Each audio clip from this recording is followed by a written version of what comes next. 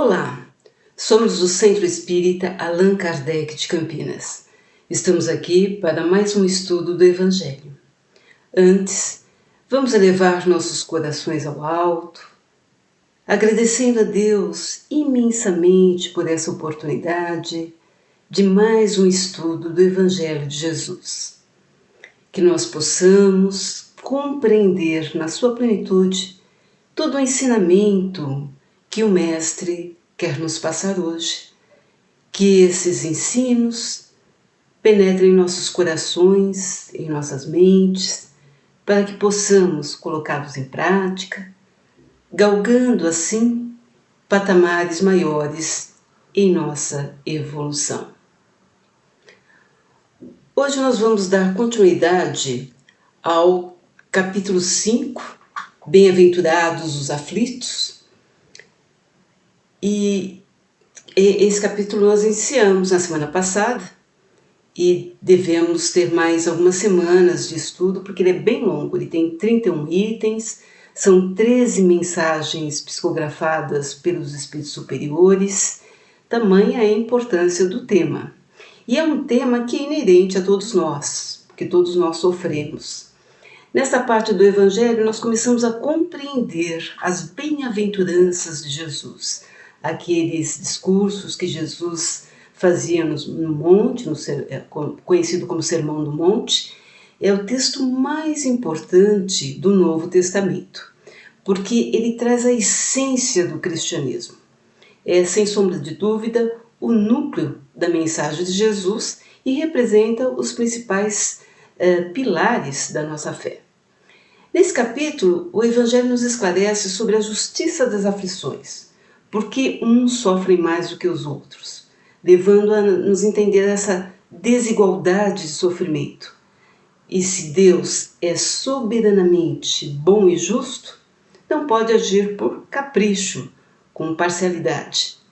As agruras da vida, então, elas têm uma causa, e se Deus é justo, essa causa é justa também, é isso que estamos entendendo. Jesus esclarece aos aflitos que as compensações do sofrimento só podem se realizar em vida futura. Nós temos que entender o significado da dor com uma visão mais ampliada, não é? Sob a luz da dimensão espiritual. Porque se pensarmos que tudo termina no túmulo, então qual o sentido que tem para aqueles que sofrem a vida inteira, aqueles que já nascem sofrendo e chegam ao túmulo sofrendo? Vocês conhecem pessoas assim? Será que Deus nos criaria apenas para sofrer?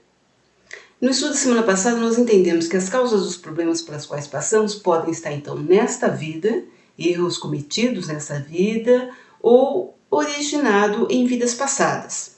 Nós aprendemos que dentro dos planos que Deus tem para nós, e vamos lembrar, Deus nos criou espíritos simples e ignorantes para galgar, chegar à pureza, não é, espiritual.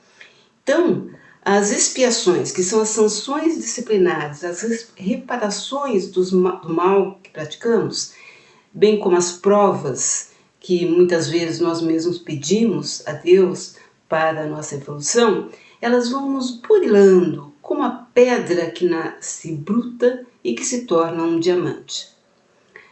Precisamos acolher o sofrimento e refletir para procurar o seu significado. Porque toda dor tem o seu caráter terapêutico de aprendizado. E é isso que nós precisamos ver. Nessa semana, nós vamos esclarecer sobre algumas dúvidas importantes desse tema, como, por exemplo, como nós devemos nos comportar diante do sofrimento? Temos que nos conformar e esperar o sofrimento passar passivamente? Nós podemos nos lamentar? Podemos nos queixar? Podemos buscar ajuda? Se a dor acelera o nosso crescimento espiritual, então quanto mais aumentarmos essa dor, mais vamos evoluir, não é mesmo? Se pudermos ter um sofrimento voluntário, será? Se o sofrimento liberta das faltas passadas, então nós não podemos ajudar quem sofre. Temos que deixá-lo sofrer? Se o ajudarmos, nós estaremos interferindo nos desígnios de Deus? Vejam que são dúvidas pertinentes. Nós vamos tentar esclarecer. Então, prestemos bem atenção ao que diz o Evangelho. Primeiro vamos falar da resignação, no item 12 desse capítulo 5, para quem quiser estudar depois, um pouco mais, se aprofundar. Por essas palavras, bem-aventurados os aflitos, pois que serão consolados, Jesus aponta a compensação que hão de ter os que sofrem e a resignação que leva o sofredor a aguentar com serenidade, sabendo que as dores deste mundo são o pagamento da dívida de faltas passadas ou provas que aceleram nossa evolução, como nós falamos. Suportadas pacientemente na terra, essas dores nos poupam séculos de sofrimentos na vida futura. É a libertação. Mas se o homem, ao quitar-se de um lado, endivida-se do outro, poderá atrasar a sua libertação. Assim, se nós ficarmos murmurando o tempo todo nas aflições, se não as aceitarmos como algo que devemos ter merecido, se acusarmos a Deus de ser injusto, nossa dívida vai aumentar, mais dívida nós vamos contrair. E perderemos o fruto daquilo que já conquistamos em termos da colheita do sofrimento. Aí nós vamos ter que recomeçar, como se ao pagarmos uma dívida com muito sacrifício, nós contraíssemos outra de igual valor. Nós podemos suavizar ou aumentar o amargor das nossas provas pela maneira como nós encaramos o sofrimento. Se encararmos pelo prisma da vida espiritual, nós veremos a dor como um ponto no infinito, compreendendo-lhe a curta duração e reconhecendo que esse penoso momento logo passará. É o bem sofrer que fala o Evangelho. Nós temos que saber sofrer. Aquele que tem a certeza de que Deus não coloca fardos pesados sobre ombros fracos, não é? E que acredita em um futuro próximo feliz, longe de ficar se queixando o tempo todo, se lamuriando, perturbando a todos que estão em sua volta com as suas queixas, não é? Ele ora com fervor e agradece a Deus pelas dores que o faz evoluir espiritualmente. Já para aquele que vê a vida apenas corpórea, que se sente vítima do infortúnio, a dor parece interminável e o oprime com todo o seu peso. A inveja, o ciúme e a ambição que nutre em relação aos que julga serem mais felizes que ele, faz com que voluntariamente ele se condene à tortura e aumente ainda mais as suas misérias e as suas angústias. Além disso, nós sabemos que o constante pensamento negativo, ele tem reflexos danosos sobre o nosso corpo físico, anulando as nossas defesas. Além do que, a gente acaba atraindo espíritos inferiores que se afinizam, se comprazem com esse tipo de pensamento negativo. O espírito de Manuel, mentor de Chico Xavier, no livro Pão Nosso, psicografado pelo Chico, no item 88, fala o seguinte: bem-aventurado o espírito que compreende a correção do Senhor e a aceita sem relutar. Raras, todavia, são as criaturas que conseguem entendê-la e suportá-la. Por vezes, a repreensão generosa do alto, símbolo de desvelado amor, atinge o campo do homem, traduzindo a advertência sagrada e silenciosa. Mas na maioria das ocasiões, a mente encarnada repele o aguilhão salvador, mergulha dentro da noite da rebeldia, elimina possibilidades preciosas e qualifica de infortúnio insuportável a influência renovadora, destinada a clarear-lhe o escuro e triste caminho. Aqueles que compreendem as correções do Todo Misericordioso reajustam-se em círculo de vida nova e promissora. Vencida a tempestade íntima, revalorizam as oportunidades de aprender, servir e construir. Assim, quando a correção do Senhor alcançar teu caminho, aceita-a humildemente, convicto de que constitui verdadeira mensagem do céu. bonita, não é? Portanto, é no momento de dor que nós precisamos demonstrar a nossa força. É quando Deus nos pede um testemunho de fé. Crer em Deus quando a gente está bem, quando a gente está tranquilo, sem sofrimento, é fácil. O difícil é quando estamos ali, no sofrimento, e que nós temos que dar realmente um testemunho de fé. Allan Kardec, o codificador da doutrina espírita, perguntou ao Espírito de São Luís: os que aceitam resignados sofrimentos por submissão à vontade de Deus e tendo em vista a felicidade futura, não trabalham somente em seu próprio benefício? Poderão tornar seus sofrimentos proveitosos a outros? Podem esses sofrimentos ser de proveito para outra pessoa, material e moralmente? E São Luís respondeu: sim. Materialmente, se pelo trabalho, pelas privações e pelos sacrifícios que tais criaturas se imponham, contribuem para o bem-estar material de seus semelhantes. E moralmente, pelo exemplo que elas oferecem de sua submissão à vontade de Deus. Esse exemplo do poder da fé espírita pode induzir os desgraçados à resignação e salvá-los do desespero e de suas consequências funestas para o futuro. Ser o exemplo. Que bom, não é? Mas vejam bem, nós não estamos aqui dizendo que nós não podemos colocar para fora o que sentimos, ainda mais no momento de dor. Por exemplo, é claro que se dermos uma topada no pé da cama, a gente vai gritar de dor. É óbvio. Mas nós não vamos chorar feito crianças, nós não vamos falar palavrões, xingar a cama, não é? Vamos expressar nossa dor com dignidade. Assim devemos agir diante do sofrimento, sem tanto alarde, sem incomodar o tempo todo as pessoas com as nossas lamúrias, com as nossas queixas, sem revolta, principalmente sem revolta contra Deus.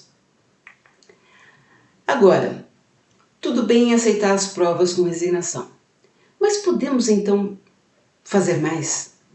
Se Jesus disse, bem-aventurados os aflitos, haverá mérito em procurar aflições voluntariamente, procurar aflições que nos agravem as provas por meio de sofrimentos? Ou seja, podemos aumentar por nossa própria conta as nossas provas para acelerar a nossa evolução? Essa é uma dúvida. Os espíritos superiores dizem que há grande mérito nisso, mas, atenção, somente quando os sofrimentos e as privações objetivam o bem do próximo, porquanto é a caridade pelo sacrifício. Não há mérito algum quando se buscam os sofrimentos e as privações somente por egoísmo ou por fanatismo. E os benfeitores espirituais recomendam: orientai-vos com as provas que Deus vos manda e contentai-vos. Não lhe aumenteis o volume, já de si por vezes tão pesado. Aceitá-las sem queixumes e com fé, eis tudo o que de vós exige o Pai. Não enfraqueçais o vosso corpo com privações inúteis, pois que necessitais de todas as vossas forças para cumprirdes a vossa missão de trabalhar na terra. Muito diverso é o que ocorre quando o homem impõe a si próprio sofrimentos para o alívio do seu próximo. Se suportardes o frio e a fome para aquecer e alimentar alguém que precise ser aquecido e alimentado, se deixais os vossos aposentos perfumados para irdes a mansarda infecta levar a consolação, se privais do sono para velar a cabeceira de um doente, vós, enfim, que despendeis a vossa saúde na prática das boas obras, tendes em tudo isso o vosso suplício, um verdadeiro e abençoado suplício. Assim estará fazendo um sacrifício que Deus abençoa. Uma outra pergunta que surge nesse contexto é a seguinte: se passar por prova significa crescimento espiritual, é lícito a um homem abrandar as suas próprias provas? Por exemplo, é lícito aquele que se afoga procurar salvar? ao que está doente chamar o médico? Ora, as provas têm por fim também exercitar a inteligência tanto quanto a paciência e a resignação. Um homem pode nascer numa posição penosa e difícil, precisamente para se ver obrigado a procurar meios de vencer as dificuldades. O mérito consiste em sofrer sem murmurar, as consequências dos males que não lhe seja possível evitar, em perseverar na luta, em não se desesperar, mas nunca, porém, se lançar a uma negligência, uma preguiça, não é? Isso não seria uma virtude. Deus nos facultou a inteligência e colocou o progresso material ao nosso alcance justamente para procurarmos a melhoria. Ora, por que a medicina avança tanto, a ciência avança tanto? É lícito, pois, lutarmos pelas soluções, desde que essas, obviamente, não prejudiquem aos outros e que estejam dentro das leis morais. Portanto, pensar que, estando na Terra para espiar, cumpre que as provas sigam seu curso sem nada a fazer para atenuá-las, ou pior, que devemos contribuir para que elas sejam ainda mais proveitosas, tornando-as mais vivas, tomando mais dores, é um grande erro. É certo que as nossas provas têm que seguir o curso que Deus lhes traçou.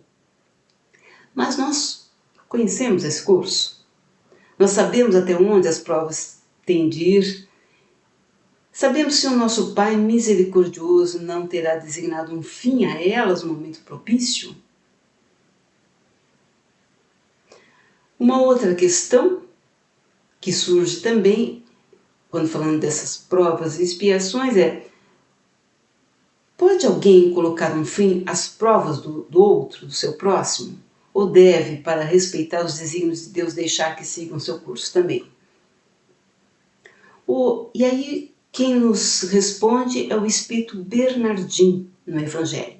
Ele diz o seguinte: sabeis se a providência vos escolheu, não como instrumento de suplício para agravar os sofrimentos do culpado, mas como bálsamo da consolação para fazer cicatrizar as chagas que a sua justiça abrira? Não digais, pois, quando virdes atingido um de vossos irmãos: é a justiça de Deus. Dizei antes: vejamos que meios o Pai misericordioso me pôs ao alcance para suavizar o sofrimento do meu irmão. Vejamos se as minhas consolações morais, o meu amparo material ou os meus conselhos poderão ajudá-lo a vencer essa prova com mais energia, com mais paciência e resignação. Vejamos mesmo se Deus não me pôs nas mãos os meios de fazer que cesse esse sofrimento.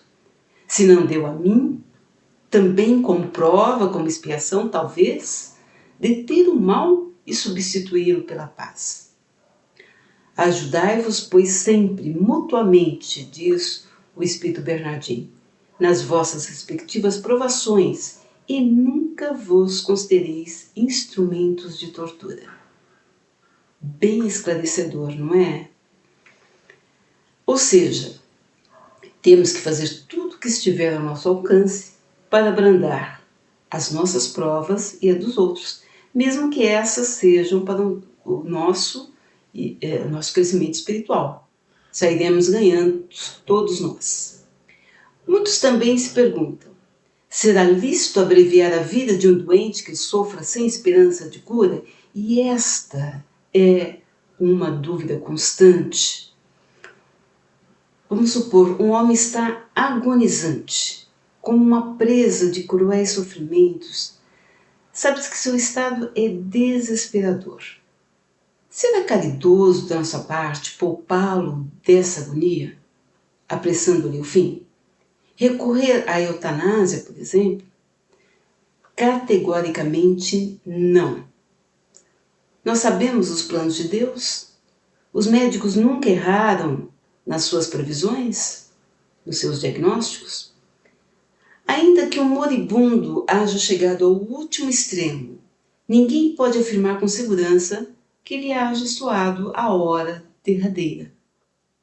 Deus pode conduzir um homem até as portas da morte do corpo físico, para daí o retirar, a fim de fazê-lo voltar a si e alimentar ideias diferentes daquelas que tinha. E são muitas as experiências de quase morte que nós já vimos, nós conhecemos. Pessoas desenganadas que voltam e que mudam radicalmente sua forma de ser, de pensar sobre a vida, tornando-se mais espiritualistas, passam a rever seus valores sobre o que realmente importa. Eis a obra divina do Senhor.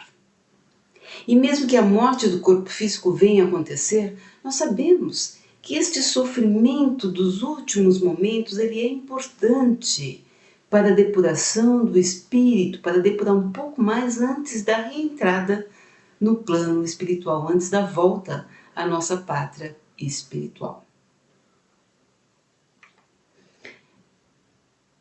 Vamos lembrar, meus amigos, como nós já estudamos em Evangelho de semanas anteriores, que a felicidade não é deste mundo. Como nós vimos, não é? Nem a riqueza, nem o poder, nem mesmo a florida juventude são condições essenciais à felicidade. Neste mundo, por mais que se faça, cada um tem a sua parte de trabalho e de miséria a cumprir, sua cota de sofrimento e de decepções. Entretanto, apesar das vicissitudes desta vida terrena, o homem poderia ao menos gozar de relativa felicidade se não a procurasse nos gozos materiais, em vez de procurar nos gozos da alma, que são imperecíveis. Procurar a paz do coração, única felicidade real neste mundo. O homem cria para si tormentos que está nas suas mãos evitar. Aquele que sabe orientar-se, contentar-se com o que tem, que nota sem inveja o que não possui, que não procura parecer mais do que é sempre tranquilo, porquanto se olha sempre debaixo de si e não para cima, vê sempre as criaturas que têm menos do que ele, e assim ele fica calmo, porque não cria para si necessidades quiméricas. E é assim, muitas vezes, nós contraímos os nossos tormentos, não é, gente? Basta refletir sobre a origem dos nossos problemas e a gente vai ver lá no fundo que grande parte deles ocorre por conta de nós mesmos, pela nossa soberba, pelo nosso ciúme, inveja, cobiça, preguiça, pelo nosso desejo material. A gente vai desejando o material, desejando cada vez mais, tem uma coisa que é outra coisa, que é mais acima, e a gente, essa coisa de querer mais, isso vai fomentando em nós sentimentos de baixo valor, que muitas vezes nos fazem sofrer, nos traz dores. Porque somente a realização plena do nosso propósito de vida é que satisfaz a fome essencial, os reais anseios do coração. Olha lá, a realização plena do nosso propósito de vida é que satisfaz a fome essencial, os reais anseios do coração. E quando esse propósito é elevado, quando está ligado a causas espirituais, quando está ligado a algum tipo de dedicação ao outro, à caridade, isso traz sentido e significado à nossa essência, à nossa existência. Somente isso traz sentido e significado, pois foi para isso que Deus nos criou, para ajudarmos uns aos outros na escalada da evolução. Como disse certa vez um filósofo, somente quem sabe o porquê da vida é capaz de suportar o como. Somente quem sabe o porquê da vida é capaz de suportar o como. As agruras dessa jornada terrena. O despertar para isso nos afasta dos tormentos voluntários e insanos. Quais pensamentos têm habitado as nossas mentes? Vamos lembrar do Mestre Jesus. Onde está o vosso tesouro, aí estará o vosso coração. Se buscarmos as causas das nossas dores, vamos ver que na maioria elas estão ligadas a questões materiais. Quanto tempo e recursos nós vamos dedicar a esses tesouros que não satisfazem a fome do coração. E assim, meus amigos, nós chegamos ao final de mais um Evangelho do Cristo para nossa reflexão e aprendizado.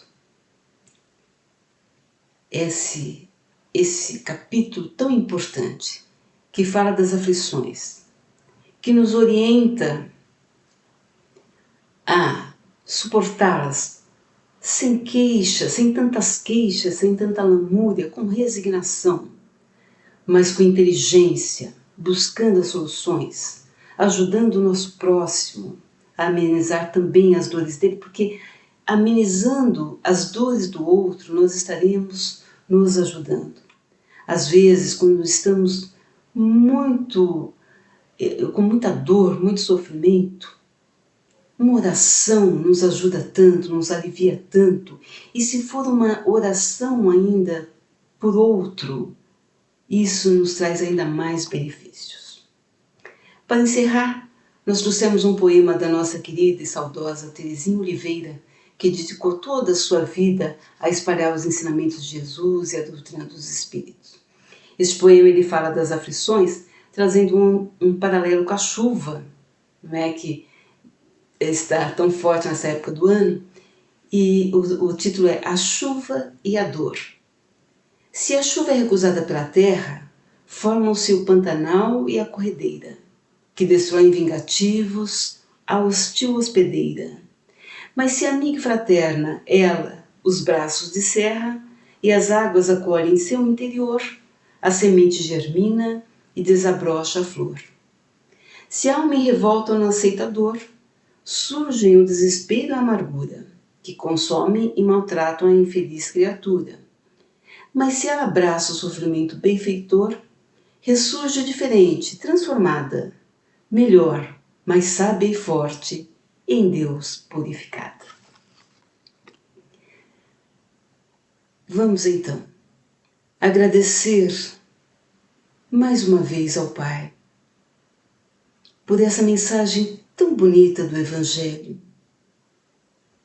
que tanto nos consola, que tanto nos esclarece, que tanto abre a nossa mente e nosso coração para o que tem que ser, porque é a mensagem de Jesus para nós. Senhor, nos ajude nesta caminhada terrena tão difícil, mas com o seu consolo espiritual e com o aprendizado do Evangelho, temos as armas poderosas para combater o mal. Que estejamos sempre firmes neste propósito, Senhor. Ilumine nossos caminhos. Muito obrigada. E obrigada a todos pela atenção.